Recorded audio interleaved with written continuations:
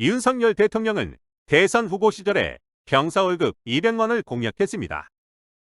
공약 당시에도 말이 많았어요. 드디어 군정경 처우가 개선된다. 지킬 수 없는 공약이다. 등등 다양한 의견이 많았습니다. 8월 30일 정부가 국방 예산안을 공개하면서 2023년 군정경의 급여가 확정되었습니다. 국방 예산안에 따르면 2022년 67만 6,100원인 병장의 월급은 내년에는 100만 원이 됩니다. 윤석열 정부는 2025년까지 병장 월급을 150만 원으로 인상한다는 계획입니다. 이는 윤석열 대통령이 후보 시절에 공약했던 취임 즉시 병장 월급 200만 원과는 조금 차이가 있습니다. 그럼에도 급격한 인상임에는 틀림없습니다.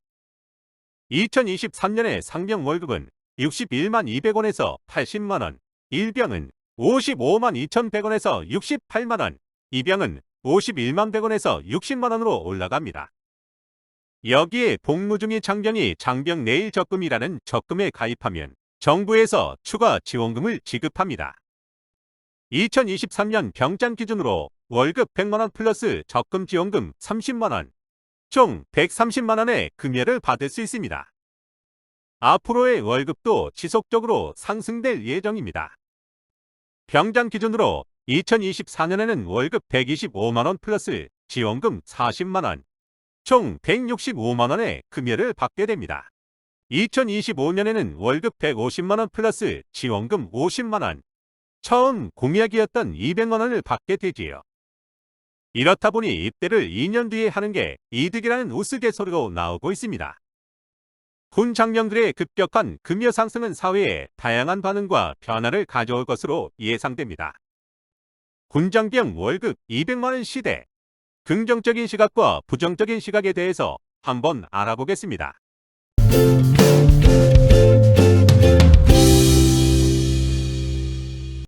대한민국 청년들은 국방의 의무를 수행한다는 이유로 터무니없이 부족한 보수를 받았습니다. 군정병 월급 200만 원 시대는 청년들의 희생에 조금이나마 합당한 대가를 지불할 수 있습니다. 젊은 나이에 2년에 가까운 시간을 희생하는 건 쉬운 일이 아닙니다. 국군 장병들의 시급을 계산해보면 얼마나 터무니없는 보수를 받았는지 알 수 있습니다. 병장 기준 일과 시간 8시간만 계산했을 때에도 최저시급에 한참 부족합니다.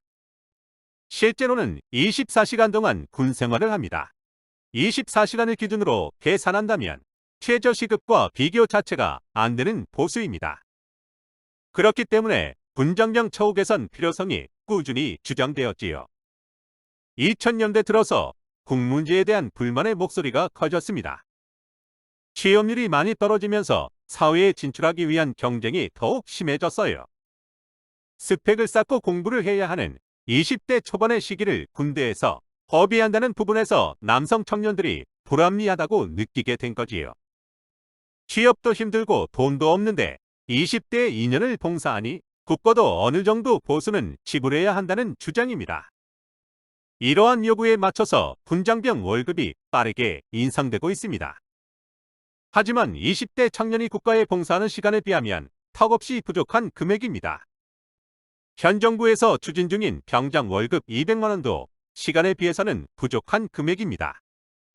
군대는 출퇴근이 아니라 24시간 상주를 하기 때문입니다. 그럼에도 현재의 인상률은 처우가 많이 개선되고 있음을 의미합니다. 군장병은 본인이 희망해서 입대한 게 아닙니다. 국방의 의무를 다하기 위해 강제로 입대를 했어요. 국가에서는 이런 청년들에게 그에 합당한 처우를 하는 게 당연합니다. 군장병 급여 향상으로 인한 사회적 효과도 기대할 수 있습니다. 경제학 논리로 경기 조절에 있어서 제일 중요한 요소는 화폐의 회전 속도입니다. 젊은 청년들의 손에 병역 의무의 대가로 적절한 돈을 쥐어준다면 어정쩡한 경기부양 정책보다 훨씬 좋은 효과를 기대할 수 있습니다. 대부분의 남자 청년들은 20대 초반에 군대를 갑니다. 군 복무 기간은 사회에 나가서 어떻게 먹고 살지 고민을 가장 많이 하는 시기입니다. 장병들의 월급을 늘려서 목돈을 마련해주면 전역자들이 사회에 적응하는 시간을 효과적으로 줄일 수 있습니다. 전역자들이 새로운 도전을 하는데 기초 자금으로 사용할 수 있어요. 대학생의 경우도 마찬가지입니다. 학자금 대출을 받아 대학교를 다니다 군대에 입대하는 청년들도 많습니다. 심지어 2013년 5월 이전에는 군복무 기간 동안에도 학자금 대출에 대한 이자를 계속 납부해야 됐습니다. 지금은 군복무 기간 동안 이자 유예를 해주지만 젊은 청년들에게는 부담입니다. 하루빨리 사회에 진출해서 학자금 대출을 갚고 싶은데 2년의 시간이 소요됐기 때문이지요. 군정병들의 급여가 지금처럼 상승하고 장병 내일 적금을 활용한다면 전역 시에 1,000만 원 정도의 돈을 모을 수 있습니다. 이는 많은 대학생들이 학비를 감당하지 못해 사회에 나오자마자 채무자로 시작하는 상황을 일부 예방할 수 있습니다. 군대를 전역하고 나서 생기는 목돈이 청년 개인들에게 보상이 될 뿐만 아니라 사회적으로도 긍정적인 영향을 미치게 되는 거지요. 반면 군정병의 급여 인상이 가져오는 우려의 목소리도 있습니다. 군 간부 형평성에 대한 논란이 있어요. 인사혁신처에 따르면 올해 하사 1호봉의 월급은 170만 5,400원, 중사 1호봉은 179만 1,100원입니다. 소위 1호봉은 175만 5,500원, 중위 1호봉은 192만 900원입니다.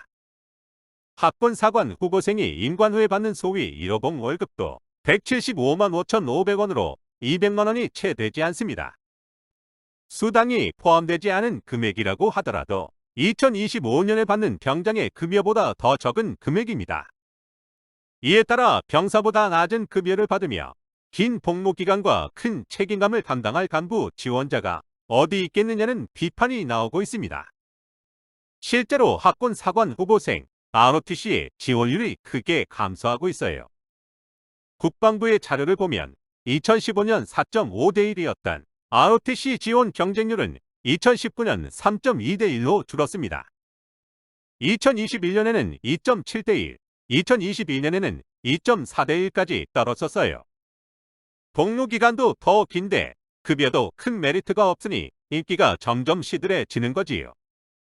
정부에서는 활동비, 수당 같은 부분에서 인상 얘기가 있을 뿐 급여 인상에 대한 구체적인 계획은 공개된 바 없습니다. 정부는 간부 지원율 하락을 막기 위해 일시금으로 지급되는 단기 복무 장려금을 50% 올릴 방침이라고 밝혔어요. 이에 대해 간부 지원 예정자는 병사 봉급은 올려주면서 간부는 주변적인 혜택 수당만 늘려주면 간부 입장에선 차별당한다는 느낌이 들 것이라며 결국 월급을 올려주는 게 간부들의 비난을 막는 방법이라고 말했습니다. 결국 우수한 간부 인력을 확보하기 위해서는 사회적으로 납득할 만한 급여 상승이 필요한 상황입니다. 결국에는 재원의 문제입니다. 충분한 국방 예산이 있다면 군정병과 간부의 급여를 모두 올릴 수 있어요. 하지만 예산은 한정돼 있습니다. 군인들의 급여를 올리면서 전력의 누수가 발생한다면 그것도 옳은 방향이 아닙니다. 군대의 존재 이유에 반하는 정책이 되는 거지요. 2023년 국방 예산은 57조 원이 책정됐습니다. 전체 예산이 639조 원이니 전체 예산 대비 8.9%에 해당하는 금액입니다. 물가 상승을 생각하면 2022년보다 증액됐다고 보기도 힘들지요. 국방 예산은 한정적인데 군인의 월급을 늘리면 자연스럽게 전력 증강에 투입되는 금액은 줄어들게 됩니다. 국방 예산 지출에 대해서 보면 크게 운영 유지비와 방위력 개선비로 구분됩니다. 방위력 개선비는 전력 증강에 쓰이는 예산이에요. 핵미사일 방어 구축, 군장비 구매 등에 이용되는 금액입니다. 운영 유지비는 인건비와 시설 및 장비를 유지하는 데 사용되는 예산입니다. 국방 예산 지출 계획을 보면 전력 운영비에 약 40조, 방위력 개선비에 약 17조 원을 사용할 계획입니다. 방위력 개선비, 즉 군 전력 강화에 사용되는 금액은 전체 예산의 30% 수준입니다. 일각에서는 군인들의 급여가 늘어나면 군전력 강화에 사용되는 금액이 더 줄어드는 게 아니냐는 우려를 표합니다. 앞으로 국방 예산의 비중이 늘어나지 않는다면 결국 분배의 문제입니다.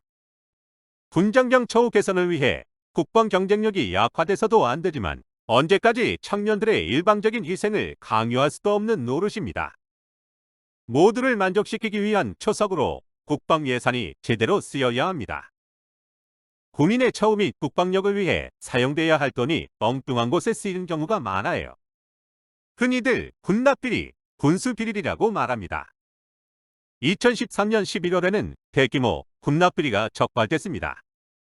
주경미달의 부품을 납품하고 원가를 절감하면서 납기일에 맞추기 위해 시험 성적서를 견조했는데요.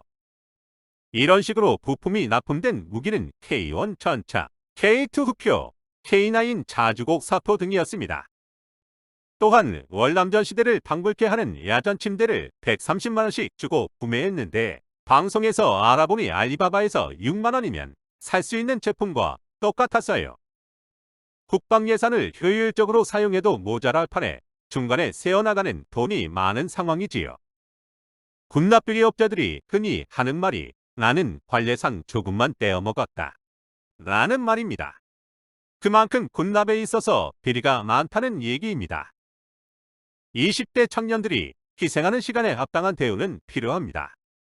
국방의 의무를 수행한다고 희생만을 강요해서는 안 되지요.